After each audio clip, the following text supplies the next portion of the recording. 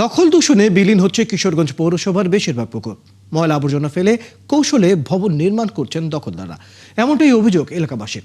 পুকুর ভরাট হওয়ার মাছের যোগান সহ ক্ষতি হচ্ছে আশেপাশের পরিবেশ। দ্রুত পুকুরগুলো দখল ও দূষণ মুক্তের দাবি জানান এলাকাবাসী। সালেহ হোসেন রনির তথ্য ছবিতে বিস্তারিত।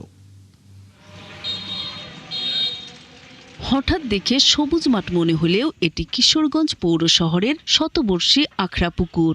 শহরের প্রাণকেন্দ্র আখড়াবাজার এলাকায় এই পুকুরের মতো বেশিরভাগ পুকুর এখন হয়ে উঠেছে ময়লার ভাগাড়। আর এসব পুকুরেই দখলদারদের হাতে অল্প কিছুদিনেই ভরাট হয়ে চলছে ভবন নির্মাণের কাজ। বিভিন্ন সময় বিভিন্ন লোক সিন্ডিকেট করতেছে, কিন্তু এবং ময়লা দিয়ে আবর্জনা দিয়ে এগুলো ভরে ফেলতেছে। আমরা এই এলাকার মানুষ এটা অপরিষ্কার অপরিচ্ছন্ন থাকার জন্য আমরা খুব দুর্ভোগ করতেছি। এলাকাবাসী বলছেন, এভাবে পুকুর ভরাট হতে থাকলে পরিবেশ দূষণ সহ কমবে মাছের যোগান। তাই দ্রুত পুকুরগুলো দখল ও দূষণ মুক্তের দাবি জানান তারা। সুন্দর একটা পরিবেশ ছিল, সবাই আসতো, পূজা পালি হতো, কিন্তু এখন দিনে দিনে যাচ্ছে মানুষ ময়লা আবর্জনা ফেলে এটার পরিবেশ নষ্ট করেছে।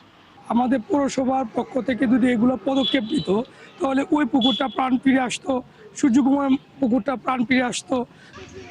এদিকে পুকুর নিধনে এলাকায় অগ্নি নিরাপত্তা ঝুঁকি বাড়ছে বলছেন ফায়ার সার্ভিসের কর্মকর্তারা। আমরা মূলত নির্ভর করি হয় পুরো বাড়ির আন্ডারগ্রাউন্ড রিজার্ভার অথবা পুকুর অথবা নদী অথবা কোনো খাল বিল, কিন্তু দেখা যাচ্ছে যে এইসব অনেক সময় ভরাট হয়ে যায় বা পানি শুকিয়ে যায়, তখন আমাদের আগুন নির্বাপন করতে কিছুটা সমস্যা ব্যক্ত হয়। এ বিষয়ে দখলদারদের বিরুদ্ধে ব্যবস্থা ও পরিবেশ রক্ষায় কাজের আশ্বাস দিয়েছেন প্রশাসনের কর্মকর্তারা। এছাড়া মালিকাধীন পুকুর রক্ষায় নিজেদের এগিয়ে আসারও আহ্বান জানান তারা।